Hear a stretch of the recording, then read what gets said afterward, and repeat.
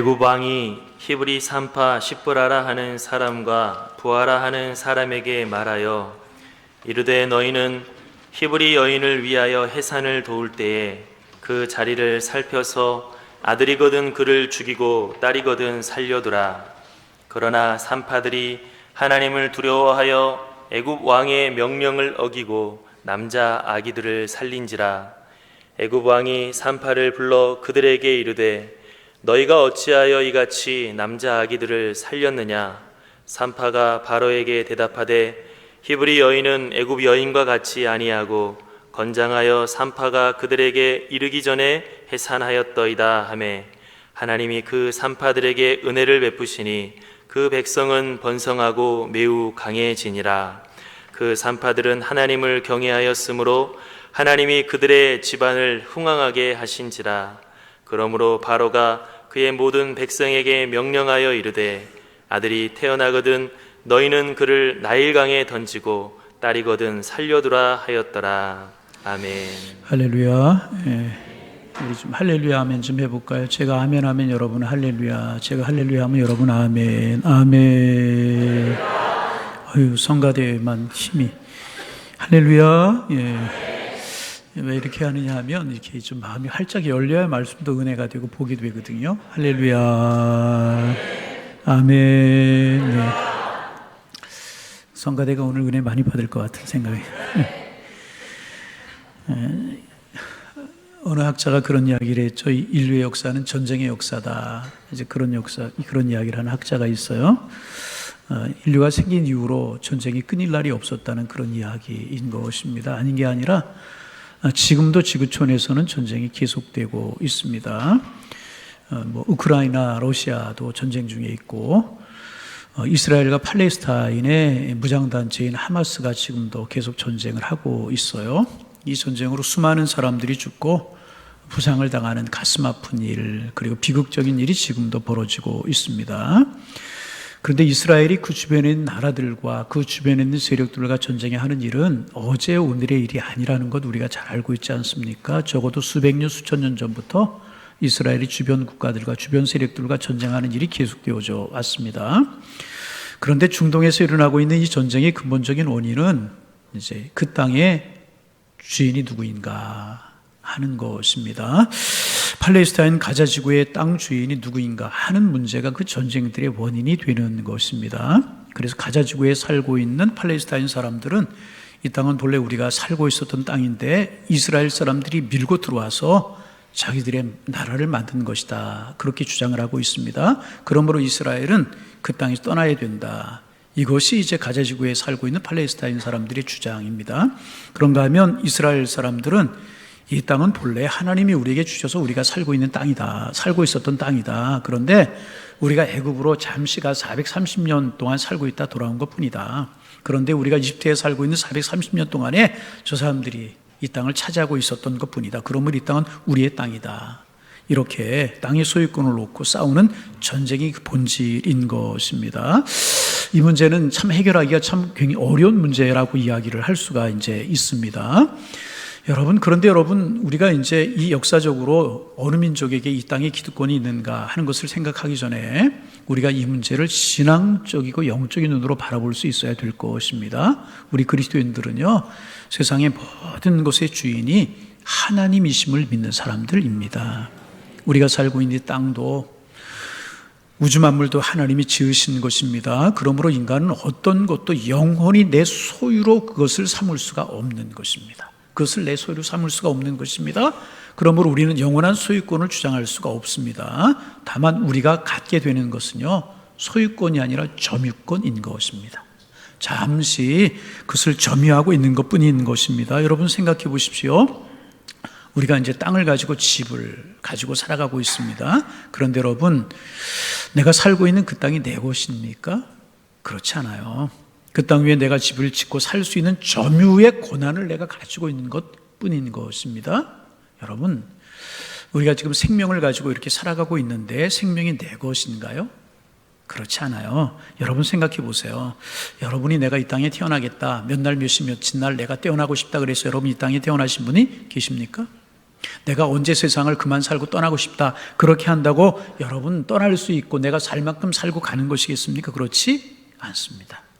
하나님이 허락하셨기에 우리가 생명을 통해서 이 땅에 온 것이고요, 하나님이 허락하신 만큼만 우리는 살아갈 수밖에 없는 것입니다. 1분 1초도 하나님의 뜻을 어길 수가 없고요, 하나님이 허락하신 만큼만 살 수 있는 것입니다. 그러므로 우리가 원리적으로 보면 세상에 있는 모든 것은 하나님의 것인 것입니다. 우리가 가지고 있는 권리는 사는 동안에 가치를 점유할 수 있는 점유권을 가지고 살아가는 것 뿐인 것입니다. 그러므로 다툼의 원인이 되는 땅, 본래의 주인 하나님이시라고 하는 사실을 기억해야 되는 것입니다. 그래서 하나님을 기억하는 마음으로, 하나님의 소유를 인정하는 마음으로 선한 마음을 품어서 이 참혹한 전쟁이 빨리 끝나고 하나님의 평화가 이루어지도록 우리는 함께 기도해야 될 것입니다. 여러분, 식사 시간도 좋고요, 기도하는 시간이 되시면 하나님 이 땅에 전쟁이 없게 하옵소서. 우리 함께 기도하실 수 있기를 바랍니다. 오늘 우리가 출애굽기 이야기 좀 나누려고 하는데요, 출애굽기는 이스라엘 백성들이 자기 땅을 찾아가는 이야기인 것입니다. 하나님께서는 출애굽기가 시작되기 350년 전에 요셉을 애굽 땅으로 먼저 보내셨고 국무총리가 되게 하셨고 기근의 문제를 잘 다스릴 수 있는 훌륭한 총리가 되게 하셨고, 그 후로 요셉은 자기의 가족들 70명을 이집트로 불러들여서 고센이라고 하는 땅에서 편안하게 살게 합니다. 그리고 세월이 약 350년 정도가 지나게 되었는데 그 사이에 이제 이집트의 왕조가 바뀌게 되었습니다. 어느 학자는 힉소스 민족이 그동안에 지배를 하고 있었다, 힉소스 민족이 물러가게 되고 왕조가 바뀌었다. 그래서 그동안에는 요셉을 아는 왕이 이집트를 통치하면서 요셉을 고마워하는 마음이 계속 전해져 내려왔다는 것입니다. 이스라엘에서 노예에 팔려온 그 소년이 우리를 기근해서 구원해 주었다, 그러므로 그들을 우리가 선대하고 잘 대해줘야 된다, 이야기가 적어도 100~200년은 전해져 내려왔을 것이라는 것입니다. 그런데 350년이라고 하는 긴 시간이 지나다 보니까 그 이야기가 잊혀지게 되었고 왕조가 바뀌게 되자, 그리고 요셉을 알지 못하는 새 왕이 즉위하면서 고센에 있는 이스라엘 사람들을 애굽 백성들이 견제하기 시작을 했고 그들의 신분을 전락시키게 되었다는 것입니다. 그 이야기가 오늘 본문 출애굽기 1장 8절과 9절 말씀입니다. 요셉을 알지 못하는 새 왕이 일어나서 왕조가 바뀌게 되었다는 것입니다. 애굽을 다스리더니 그가 그 백성에게 이르되 이 백성이 이스라엘 자손이 우리보다 많고 강하도다, 긴장을 느끼게 된 것입니다. 요셉을 알지 못한 새 왕이 일어나서 이제 그들이 우리보다 강하도다 이러면서 긴장하는 이야기, 그리고 신분을 전락시키는 이야기가 나오는 것입니다. 그런데 여러분, 먼저 우리가 이 이야기를 하기 전에 이제 우리가 먼저 좀 생각해 보아야 되는 것이 있습니다. 무엇인가 하면, 왜 하나님께서는 이스라엘 백성들을 가나안 땅에 살게 하지 아니하시고 애굽에서 고센 땅에 살게 하셨는가 하는 것입니다. 대략 3가지 정도의 이유가 있습니다. 첫째는 당시 고센이라고 하는 지역, 이집트 안에 있는 고센이라고 하는 지역은요, 사람 살기가 아주 좋은 그러한 땅이었습니다. 하나님께서 아브라함에게 약속하셨습니다. 네 후손들이 큰 민족을 이루어 창대한 백성으로 살아가게 될 것이다. 그런데 아브라함의 후손들이 살고 있었던 가나안 땅은 영적으로 적과 굴이 흐르는 땅이지만 실제로는 거친 땅이었습니다. 기근이 많고 가뭄이 많고 척박한 그런 땅이었습니다. 그래서 말 그대로 이스라엘 백성들이 하나님만을 바라보며 살아가야 된다라고 하는 메시지를 주는 그런 땅이 가나안 땅이었다는 것입니다. 척박하고 험한 그런 땅이었습니다. 거기에 비해서 이스라엘 백성들이 애굽에 살던 고센이라고 하는 지역은 사람 살기 아주 좋은 그런 땅이었습니다. 나일강 삼각주, 나일강에서 그래서 인간의 4대 문명의 발생지 중에 하나가 되지 않습니까? 그 중에 이 고센이라고 하는 지역은 나일강이 범람을 하면 아주 기름지고 비옥하고 풍성한 곳이 되는 것입니다. 그래서 사람 살기가 아주 좋은 그러한 땅이었습니다. 그래서 하나님께서는 그 백성들을 고센 땅으로 이주하게 하신 것이고, 그 좋은 땅에 살면서 아브라함의 후손들이 마음껏 생육하고 마음껏 번성하고 큰 민족을 이루게 하기 위하여서, 짧은 기간 동안에 하나의 민족을 이루게 하기 위하여서 고센 땅에, 애굽 이집트 땅에 살게 하신 것입니다. 두 번째 이유는 그 당시 이집트는 아프리카와 중동 일대에서 맹주 최고의 강국이었습니다. 아무도 그 나라를 침공하지 못한 겁니다. 그래서 이집트로 옮겨간 이스라엘 백성들이 애굽의 비호를 받으면서 350년 동안 편안하게 살면서 수십 배로 성장할 수 있게 되었던 것입니다. 수백 배, 수천 배로 성장을 할 수 있게 되었던 것입니다. 그런가 하면 세 번째 이유는 이집트는 당시에 최고의 문명 국가였었습니다. 이집트에는 나일강이 잘 발달이 되어서 일찍부터 문물과 문화가 발달되었던 그런 나라였었습니다. 그런 곳에 이스라엘 백성들이 살면서 그들의 선진화된 문물과 문화를 보면서 출애굽하고 난 이후에 그 배운 문명과 문화를 가지고 강대한 나라 문명 국가를 세우게 하시기 위해서 하나님께서는 이스라엘 백성들을 430년 동안 이 이집트 땅에 머무르게 하셨던 것입니다. 그러니까 다시 말씀드리면 아브라함의 후손인 이스라엘 백성들이 어쩌다가 흉년을 피해서 70명이 내려가서 어쩌다 거기 머물러 사서 430년 동안을 그냥 살게 된 것이 아니라 하나님께서 계획을 가지시고 그 작은 70명이 고센이라고 하는 인큐베이터 속으로 돌아가서 무럭무럭 자라서 강성한 나라를 건설할 수 있도록 하시기 위해서 하나님께서 이스라엘 백성들을 그곳으로 보내셨던 것입니다. 그리고 백성들이 번성하게 되었어요. 하나님의 때가 되었어요. 하나님의 정한 때가 되자 하나님께서 한 사건을 통해서 한 사람을 세우셔서 이스라엘 백성들로 하여금 더 이상 이집트 땅에 머무르지 않고 그곳을 나오도록 하는 출애굽의 역사를 진행하게 하셨던 것입니다. 사실 이스라엘 백성들은 그동안 이집트에서 너무나도 편하게 살지 않았습니까? 이 요셉을 기억하는 왕이 자기들에게 호의를 베풀었어요. 이집트 땅에서 가장 살기 좋은 비옥한 땅이었기, 고센 땅이었기 때문에 먹고 사는 것 아무런 걱정이 없었습니다. 그래서 그들이 약속의 땅, 하나님께서 그들의 조상에게 약속하신 가나안 땅으로 돌아가야 된다는 생각을 까맣게 잊어버리고요, 그곳에 안주하려고 하는 마음을 가지고 있었습니다.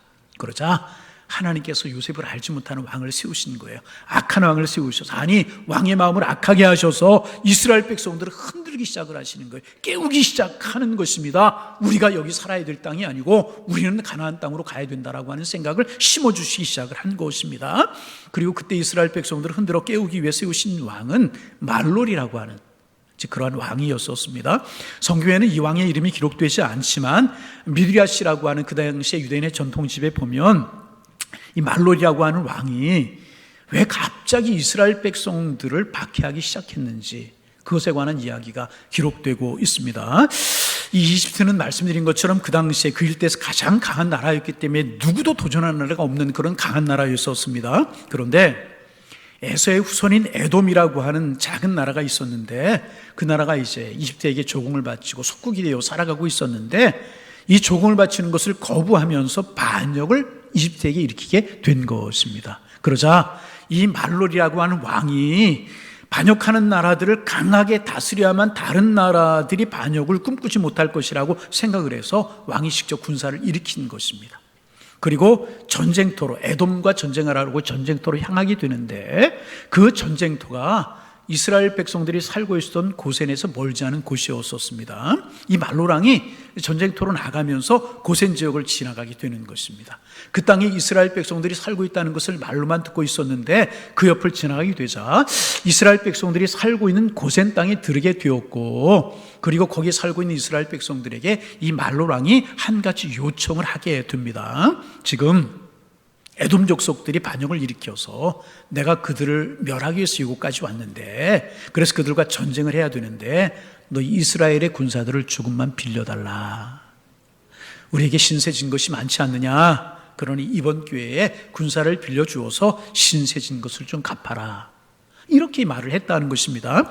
아닌 게 아니라 이스라엘 백성들이 애굽으로 와 350년 동안 고센 땅에 살면서 그들의 많은 신세를 지지 않았습니까? 태평성대를 누리고 그들의 보호를 받으면서 인구가 수천 배, 수백 배, 수천 배로 늘어가게 되었습니다. 그런데 황제가 와서 군사 몇천 명만 빌려달라고 하니까 이들이 기쁨으로 훈련이 잘 된 정예병을 왕에게 빌려주게 이제 된 것입니다. 그래서 그들은 말로랑을 도와서 에돔을 치게 되는데, 이 이스라엘의 정예병이 얼마나 용맹하고 얼마나 날렵한지 애굽의 군대를 훨씬 더 능가하는 것이었습니다.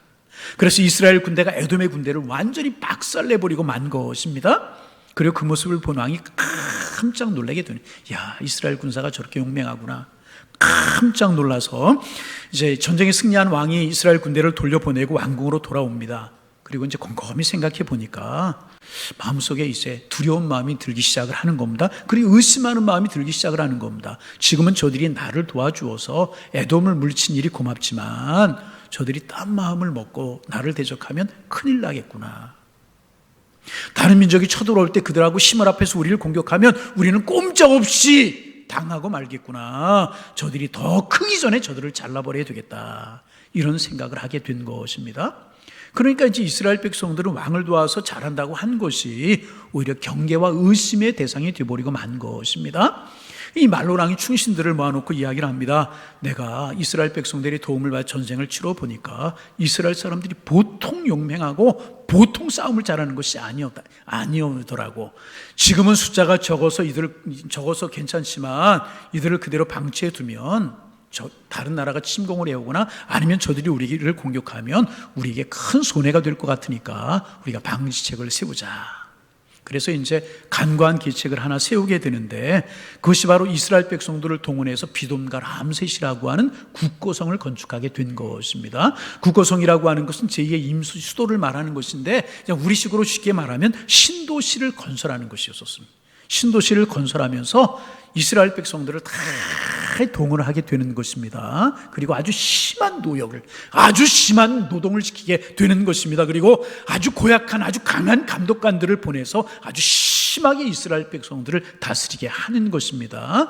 이렇게 한 의도가 있었습니다. 첫째는 뭐냐 하면 아주 심하게 그들을 다스림으로 많은 사람들, 이스라엘 백성들 중에 많은 남자들이 죽기를 바랐다는 것입니다.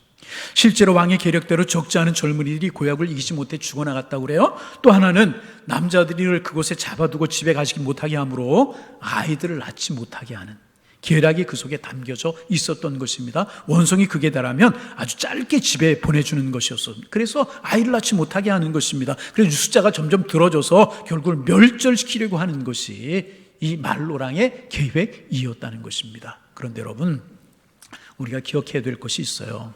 하나님이 하시는 일은요, 하나님의 구원 계획은요, 누가 방해를 한다고 할지라도요 중단이 될 수가 없는 것입니다. 우리 사실 믿을 수 있어요. 하나님의 역사를 방해할 그 어떤 세력 그 누구도 없는 것입니다. 아무리 그가 왕이었지만 하나님의 구원 계획, 하나님의 역사를 방해할 수는 없는 것입니다. 왕이 하나님의 계획을 가로막을 수 있는 것은 아니었었습니다. 하나님께서 이스라엘 백성들이 은혜를 베푸셔서 이 말로랑의 계획이 수포로 돌아가 버리고 맙니다. 처음에는 심한 고역을 당하다가 많은 사람들이 죽어나갔지만 이스라엘 사람들이 하나님 앞에 기도하면서요 이 고역을 견뎌 이기고 나가는, 그러면서 이스라엘 백성들이 점점 더 건강해지는 것이었습니다. 참 희한한 사실은요, 각색을 해보면 이런 거예요. 1년에 한 번씩 잠깐 집에 남자들을 다녀오게 하는데 다녀오기만 하면 아내가 임신을 하는 거예요. 어떤 부부는요 눈만 마주쳐도요 아이가 생기니 2쌍둥이, 3쌍둥이, 4쌍둥이 막 생겨나게 되니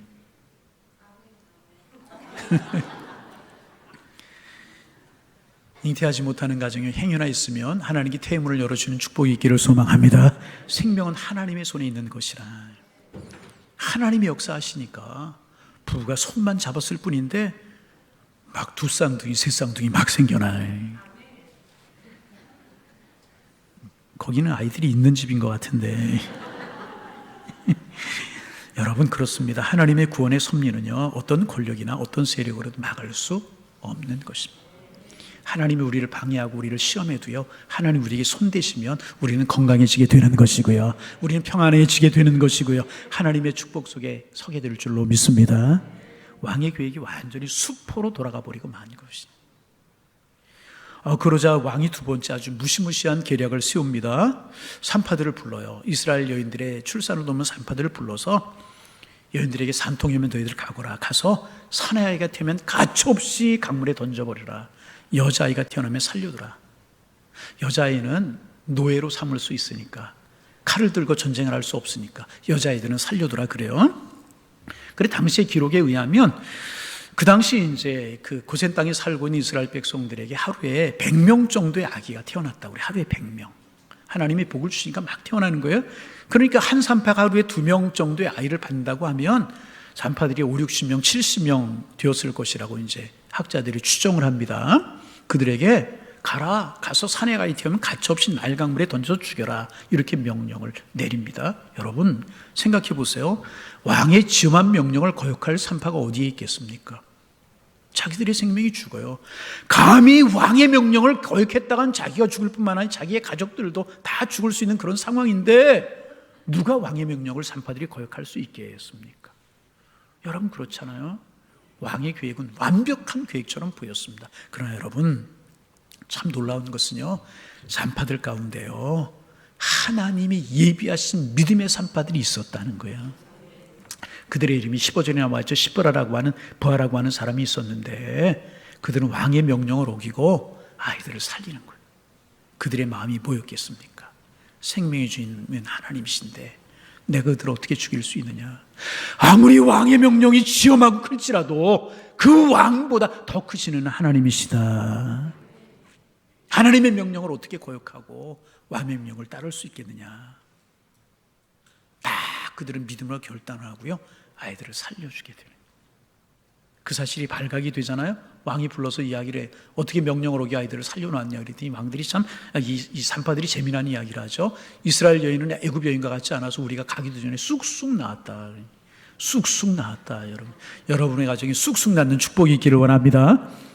그래서 이 시브라라고 부하라고 하는 믿음의 사람들, 믿음의 산파들을 통해서, 하나님이 예비하신 믿음의 사람들을 통해서 이스라엘의 위대한 지도자가 탄생하도록 하셨다는, 이스라엘 백성들이 번성하게 하셨다. 그뿐이 아닙니다. 하나님께서 또 믿음의 사람들을 준비하셨어요. 아므람과 요게벳이라고 하는 모세의 부모들을 이었습니다. 사내 아이들이 태어나면 다 죽이라고 하는 지엄한 왕의 명령이 떨어졌기 때문에 이스라엘 젊이들이 결혼하지 않으려고 하는 거예요. 설사 결혼을 해도 아이를 갖지 않으려고 하는 것입니다. 아이를 갖게 되면 살 확률이 절반이에요. 사내가 태어나면 죽고 여자아이가 되면 사니까 절반입니다. 결혼하지 않으려고 하고요, 결혼해도 아이를 갖지 않으려고 하는 것입니다. 이 왕의 내린 이상한 명령을 거둘 때까지 우리 결혼하지 말고 아이를 갖지 말자, 그럴 때였었습니다. 그런데 그때 아므람이라고 하는 청년과 요게벳이라고 하는 처녀가 결혼을 하게 됩니다. 이들도 결혼하면 자녀가 생길 것이라고 하는 것을 알았고, 자녀가 태어나면 절반은 죽을 수 있다는 사실을 알았으면서도 그들의 마음속에 믿음이 있었다는 거예요. 생명은 하나님의 장중에 달려 있습니다. 하나님이 우리를 사랑하시게 하셨고, 하나님이 우리를 결혼하게 하셔서 가정을 이루게 하셨다면 우리를 통해서 하나님의 뜻을 이루실 줄로 믿습니다. 이 믿음이 그들에게 있었다는 것입니다. 그들을 통해서 하나님의 위대한 구원의 역사가, 축복의 역사가 이루어지게 되었다는 거예요. 여러분 창세기 신명기 34장에 보면 모세에 대해서 말씀하고 있는 내용이 나오는데, 모세를 여호와의 종이다, 하나님께서 내 종이다, 친히 그렇게 말씀하시고요. 10절 이하에 보면 그 후에 이스라엘에 모세 같은 선자가 일어나지 못했다. 모세는 여호와께 대면하여 아시던 자라, 그런 말씀이 있습니다. 모세가 어떤 선지자냐? 전무후무한 선지자였다는 거예요. 하나님을 대면하여 보였고 하나님이 기억하시고 아는 사람이 모세였다. 한마디로 하나님이 보시기에 그만큼 큰 사람이 모세였다는 것입니다. 그런데 이러한 위대한 모세가 그러한 산파들, 그러한 믿음의 부모님들을 통해서 태어나게 될 수가 있었다는 것입니다. 그래서 사랑하는 성도 여러분, 우리가 살아가는 시대를 힘들고 어려운 세대라고 이야기하고 고통스럽고 힘들고 어려운 일들이 많이 있을 줄로 믿습니다. 그러나 하나님이 함께 하시면 능히 이겨내고 복의 근원이 되게 될 줄로 믿습니다. 우리를 위하여서 예비하신 산파 같은 사람들이 있게 되는 것이고요, 아브라함과 요게벳 같은 사람은 항상 있게 마련이라는, 여러분 이 사실을 믿음으로 오늘의 어려움을 이기고 주님 바라보는 하나님의 사람들 되실 수 있기를 주님의 이름으로 축원합니다.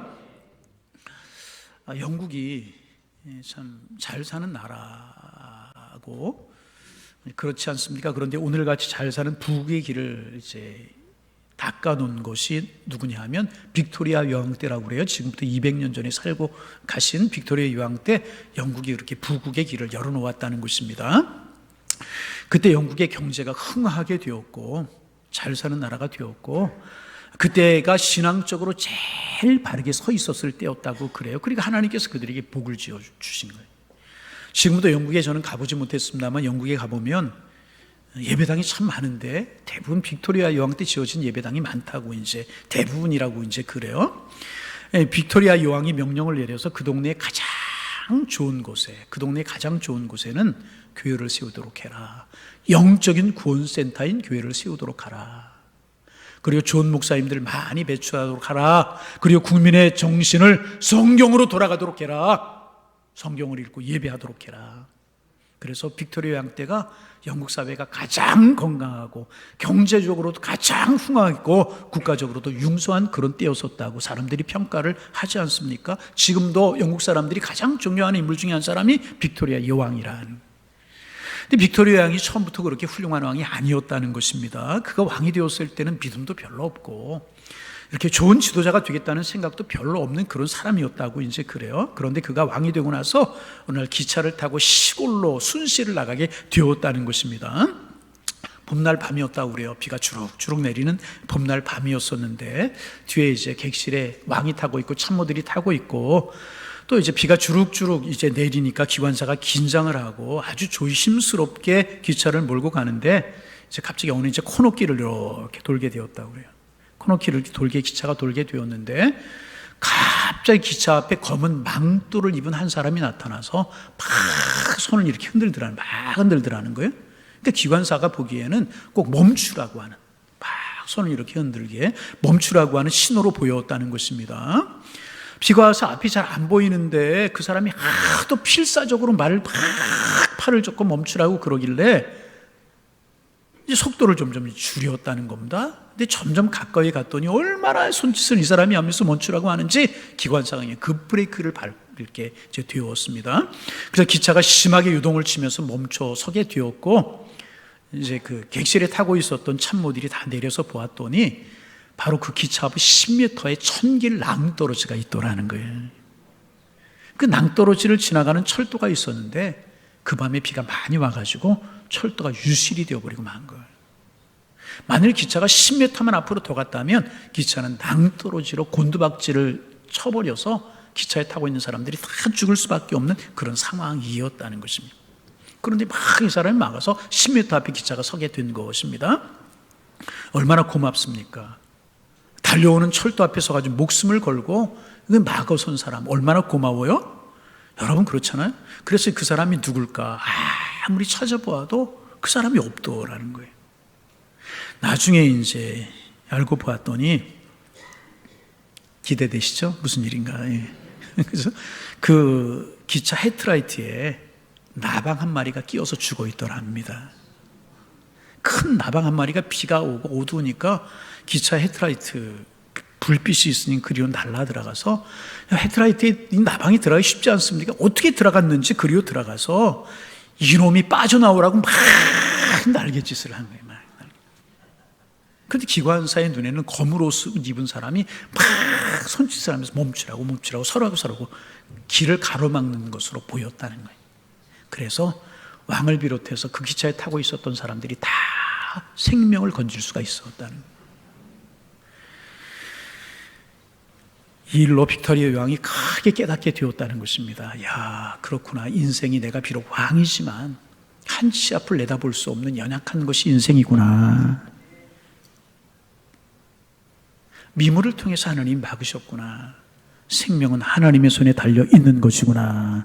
왜 그때 그 시간에 하필이면 나방이 들어가기도 힘든 헤드라이트 속에 들어가서 날갯짓을 쳤는가? 이것은 하나님이 나를 살려주신 은혜의 손길이다. 나에게 왕의 사명을 맡겨주시고 왕의 사명을 잘 감당하게 하시려고, 그러면 겸손하게 하시려고 하나님이 인정하고 믿음으로 살라는 표시이구나. 빅토리아 왕은 스스로 깨닫게 되었고 그 후로 훌륭한 믿음의 여왕이 되어서 나라를 다스리게 되었다는 것입니다. 여러분, 하나님은 살아 계십니다. 하나님은 하나님의 뜻을 이루시는 분이십니다. 그분을 왕으로 세우셔서 하나님이 귀하게 사용하시기를 원하셨고 그 손길을 빅토리아 왕은 깨닫고 훌륭한 왕이 될 수가 있었다는 것입니다. 말로이라고 하는 이 왕이 하나님의 계획을 방해하고 이스라엘 백성들을 멸절시키기 위해서 사내 아이들을 다 죽여버리라고 하는 끔찍한 명령을 내렸지만 하나님의 구원 계획은 절대로 멈추지 않았다는 것입니다. 산파들을 통해서 믿음의 아버지 어머니 통해서 하나님의 구원, 하나님의 섭리는 계속 진행이 되게 되었다는 것입니다. 여러분, 하나님은 저와 여러분을 사랑하시는 줄로 믿습니다. 우리 교회와 이 민족을 하나님이 사랑하시는 줄로 믿습니다. 어떤 일이 있을지라도 하나님이 여러분을 사랑하시는, 하나님이 여러분을 통해서 이루고 하시는 귀한 뜻이 이루어지게 될 줄로 믿습니다. 그 섭리를 믿는 믿음이 우리에게 있어야 될 것이라. 여러분, 그 믿음 하나님께서 우리에게 주시게 되시기를 주님의 이름으로 축원합니다. 그래서 여러분, 어떤 일이 일어나는가? 너무너무나도 은혜로운 말씀이 있잖아요. 20절 21절 말씀 화면에 좀 크게 띄워주셨고 벌써 떴네요. 손이 넣어서 함께 읽습니다. 하나님이 그 산파들에게 은혜를 베푸시니 그 백성은 번성하고 강해지니라. 그 산파들은 하나님을 경외하였으므로 하나님이 그들의 집안을 흥화하게 하신지라. 한번 여러분 따라해 보실까요? 하나님이 그들의 집안을, 우리 집안을 흥화하게 하신지라. 할렐루야.